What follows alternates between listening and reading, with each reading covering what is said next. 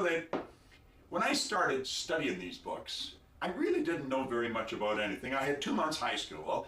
I was 26 years old. I had a bad work record, a bad attitude, and virtually no experience. And you know, in a relatively short period of time, my income went from $4,000 to $175,000 a year. Then it went over $1 million. Now people say, well, how'd you do that? Well, you know, in Napoleon Hill's book, Think and Grow Rich, he said, now right here we come to a rather strange fact. We tend to minimize the things we can do, the goals we can accomplish, and for some equally strange reason, we think other people can accomplish things that we cannot. And he points out that there's a difference between wishing for a thing and being ready to receive them. He said no one's ready for a thing until they believe that they can acquire it. The state of mind must be belief and not mere hope or wish. Now, he goes on to caution us. He said open-mindedness is essential to belief. Closed minds will not inspire faith, courage, or belief. And he winds this up by saying something that just about blew my mind. He said, remember, no more effort is required in order to aim high in life, to demand abundance and prosperity, than is required to accept misery and poverty. Well, you know, that information really played on my mind, and I began to study it. I began to study this concept of belief.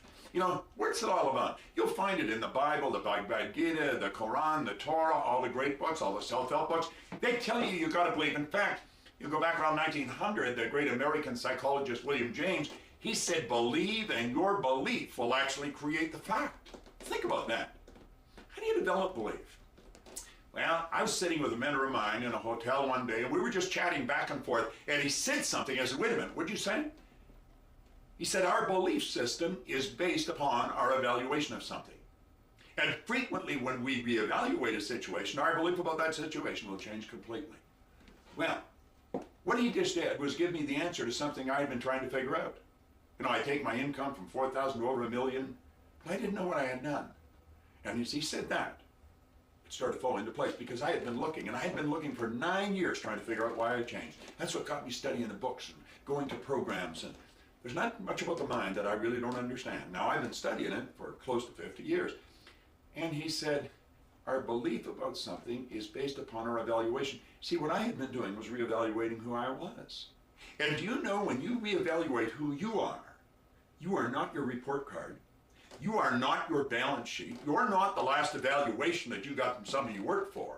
You're so much more than that. Think of this for a moment. Do you know that your brain is an electronic switching station? And you, the real you, has the ability to, like that, activate brain cells and change the vibration you're in. And as you change your vibration, you would change what you attract into your life. That's what the secret's based on, the law of attraction. Do you understand how to work with the law of attraction? You're already working with it, but do you understand how to work with it? Do you see this mass of energy that you're living in, and that's what it is, it's a molecular structure, it vibrates. It vibrates so fast it appears to be still. See, the law of vibration states that everything in the universe vibrates, nothing rests. You know, if you watch The Secret, you heard me quote Dr. Werner von Braun. He said that the natural laws of this universe are so precise that we don't have any difficulty building spaceships, we can send people to the moon, and we can actually time the landing with the precision of a fraction of a second. Now, I said, these laws must have been set by someone. Well, you know, this whole universe operates by law. Now, the more you understand the law, the more you understand how to bring your life into harmony with the law, the more you take control over yourself. Do you know that you can have anything you want? Anything? Do you realize the electrical system built into this body, which is your central nervous system, it would make the electrical system in a supercomputer look like an absolute toy. Do you think it would be worthwhile reevaluating who you are, what you can do? See, I failed miserably on my report cards. I got bad recommendations from my officers in the Navy. But then one day I woke up. And you know, I'm happy, I'm healthy, I'm wealthy, I have business all over the world, I've got great friends all over the world. Do you know why? I understood how to take charge of me. Do you know who you are? You know, I heard Bill Gove one time say, if I want to be free, I've got to be me. Not the me I think you think I should be. Not the me I think my wife thinks I should be. Not the me I think my kids think I should be. No. If I want to be free, I've got to be me. There's one catch to this.